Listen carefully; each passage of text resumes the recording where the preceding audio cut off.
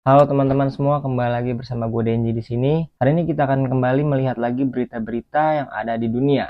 Karena ini adalah konten baca-baca, baca berita dulu. Supaya kita menjadi pribadi yang update, ya kan? Harus banyak tahu, membaca walaupun sedikit. Seenggaknya ada hal-hal yang tidak kita lewatkan, khususnya di negara Indonesia. Oke, tanpa kebanyakan basa-basi, mungkin kita langsung aja baca ke berita yang pertama. Ada apa nih kak ya? Berniat bolos belajar, siswa SMA di Lombok tewas tercebur sumur saat hendak Sabar. Berniat bolos belajar, siswa SMA di Lombok tewas tercebur sumur saat Waduh. Lalu Rifki Rahdian Sinale. Oh, namanya Lalu Rifki Rahdian Sinale, seorang siswa SMA 1 Sukamulya berusia 15 tahun. Tewas setelah tercebur ke dalam sumur saat berusaha membolos dari sekolahnya. Kejadian ini terjadi pada Selasa, 6 Agustus sekitar pukul 12.30 WITA. Wah, lalu memanjat tembok pagar belakang sekolah dan melompat. Namun naas banget sih. Dia mendarat di atas sumur yang berada 1,5 meter dari tembok sekolah. Sumur tersebut memiliki diameter 80 cm dan kedalaman 10 meter dan ditutup dengan beton. Ini sumur. Wah, kalau begini salah siapa ya? Coba kita ambil dari segala sudut pandang yang ada. Dari sudut pandang sang korban tentu salah, karena dia melakukan bolos, ya kan? Perbuatan bolos salah. Ya, terlepas gue sering bolos dan orang-orang di luar pasti banyak yang bolos. Terus yang kedua, sumur pasti udah nggak digunain lagi. Sumurnya udah nggak beroperasi lagi lah bisa dibilang. Artinya apa? Artinya kalau sumur udah nggak digunain lagi, ditimbun harusnya. Itu nggak sih harusnya? Ini udah ditutup sih memang, di foto ini udah ditutup. Cuman yang namanya orang lewat ya.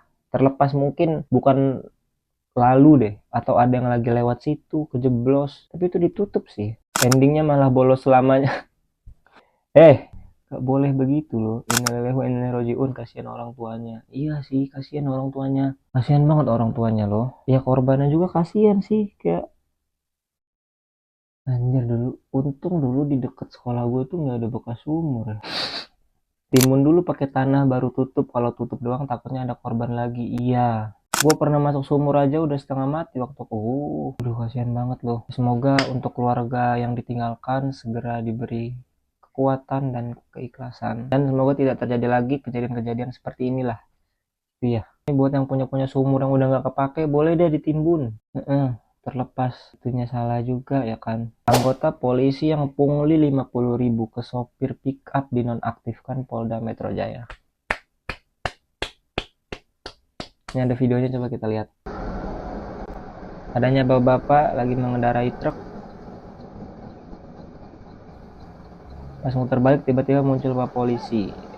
Emang udah nggak aneh itu.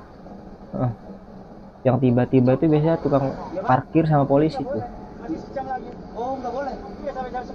Ini di Jakarta sih kayaknya.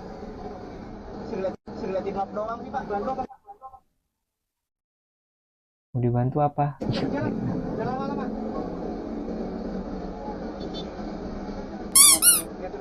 Iya, 50.000 aja. 50.000 aja, udah cepat jalan.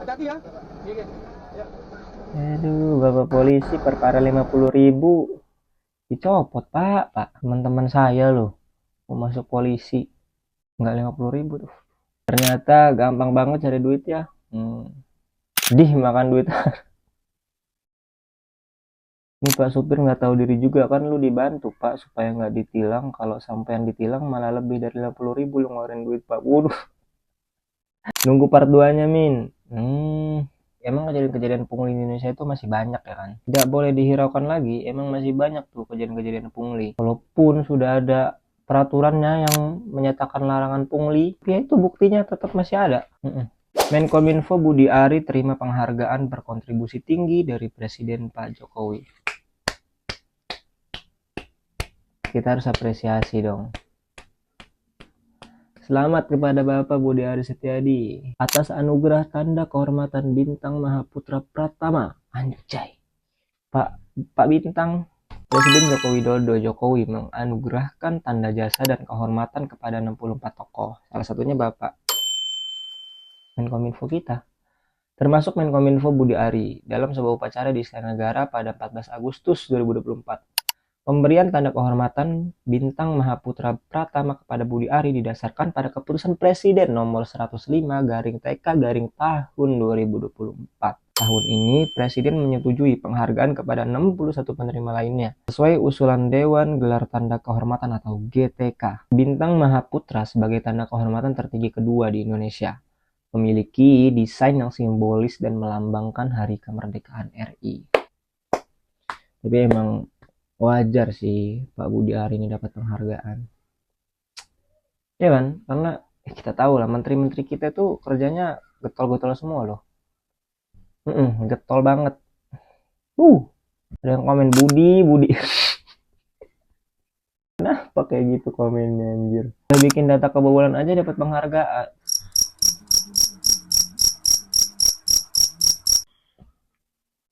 Tindak larang warga membeli baju 60.000 dapat 3 karena dianggap merugikan negara. What? Oloh. Banyak banget loh kemarin larangan makan beras. Atau jangan boros makan beras. Aborsi legal. Ini Menteri Perdagangan Zulkifli Hasan meminta masyarakat untuk tidak membeli barang dengan harga yang terlalu murah. Karena biasanya barang tersebut merupakan impor ilegal. Nah, dari sini nih.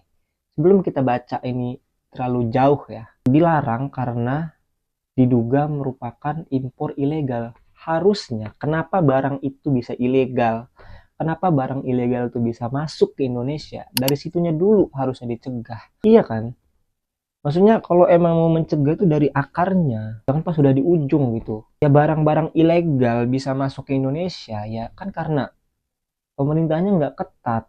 Sehingga barang-barang tersebut bisa menyelip masuk. Coba kalau misal barang-barang ilegal nggak bisa masuk, beda lagi ceritanya. Dan toh juga nggak semua kok yang dijual murah baju khususnya ya, itu dari barang-barang impor. Ada yang emang clothing sendiri. Ya kan di TikTok udah banyak tuh jualan live. Itu banyak juga yang clothing sendiri. Maksudnya kalau memang peraturan ini dibuat didasarkan dengan barang-barang ilegal yang masuk, ya udah di-cut dari barang itu mau masuk, dicukai gitu kan. Jangan pilih-pilih yang ini masuk, yang ini enggak. Yang ini masuk karena ada kembalian. Metro TV meminta maaf setelah sebut medali Gregoria Tanjung sebagai giveaway. Ini apa Gregoria? Itulah pokoknya ya. Metro TV minta maaf. Ya memang kemarin ada sempat berita di Metro TV yang menyebutkan bahwa medali yang diraih oleh salah satu atlet Indonesia itu adalah medali giveaway. Nah, seperti biasa teman-teman. Seperti hal-hal yang sering terjadi di Indonesia. Minta maaf, klarifikasi, minta maaf. Coba kita lihat. Ini adalah berita yang menyebutkan bahwa medali giveaway itu yang tadi kita sebutkan. Tuh, medali giveaway pertama.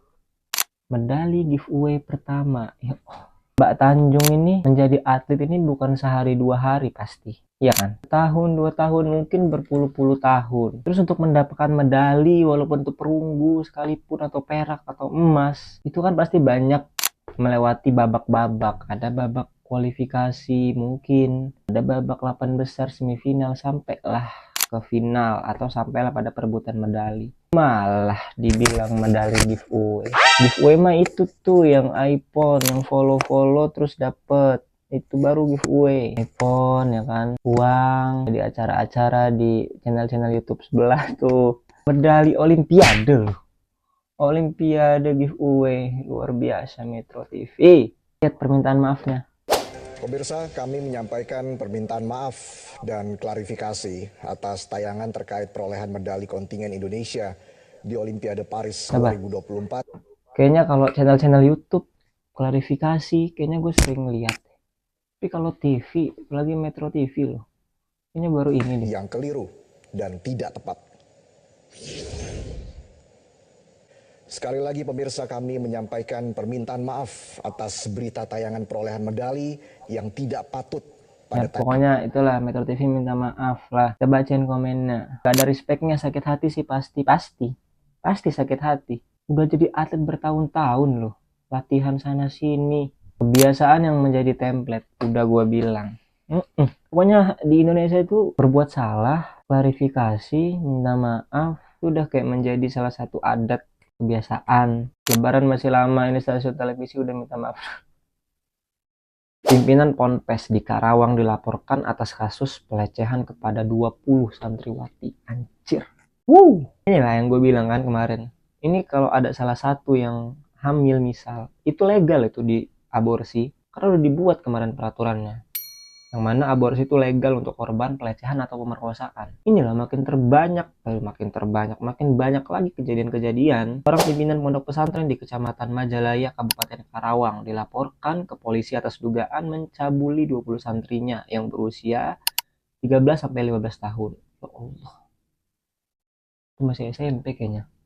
Kasus ini dilaporkan oleh para orang tua korban pada 7 Agustus 2024 dengan pendampingan dari YLBH Sangga Buana Karawang. Dugaan pelecehan tersebut telah berlangsung sejak April 2024. Namun, para korban baru berani melapor setelah sebelumnya menerima ancaman. Oh, jadi diancam dulu. Wah, ini pimpinan Ponpes kok kayak pimpinan ini. Modus operasi yang dilakukan termasuk melucuti baju santriwatinya dengan alasan hukuman dan meraba-raba saat Lu bisa bayangin nggak lagi ngaji diraba-raba. Coba. Bismillahirrohmanirrohim. Yo, itu malaikat juga bingung itu. Gimana ini? Orang lagi ngaji loh. Lagi melakukan perbuatan baik gitu. Kayak kecuali lagi di diskotik meraba-raba karena emang vibes-nya lagi jahat gitu, ini lagi nggak mau. Meski demikian, Kiki Andriawan, pengasuh Ponpes Al-Isra, namanya Ponpes Al-Isra, Majalaya, membantah semua tuduhan tersebut, menegaskan bahwa isu tersebut tidak benar. Santriwati dilecehkan, santri cowok disiksa. Iya, ya nggak semua pondok pesantren kayak gini ya, cuman kan kasusnya yang lagi banyak sekarang nih seperti itu. Aduh, nggak habis pikir deh sama berita-berita yang udah. Aduh, semoga segera selesai lah, segera ditindak. Kalau emang nggak terbukti ya udah, berarti nggak mungkin lah 20 orang loh, itu pasti bener tuh. Sudah, mungkin sekian dulu berita-berita kali ini. Mohon maaf kalau ada salah-salah kata. Sekali lagi, konten ini dibuat hanya untuk hiburan, jadi jangan percaya 100% dengan apa yang gue sampaikan di video ini. Merdeka. Oke, sampai bertemu lagi di berita-berita selanjutnya. Bye bye.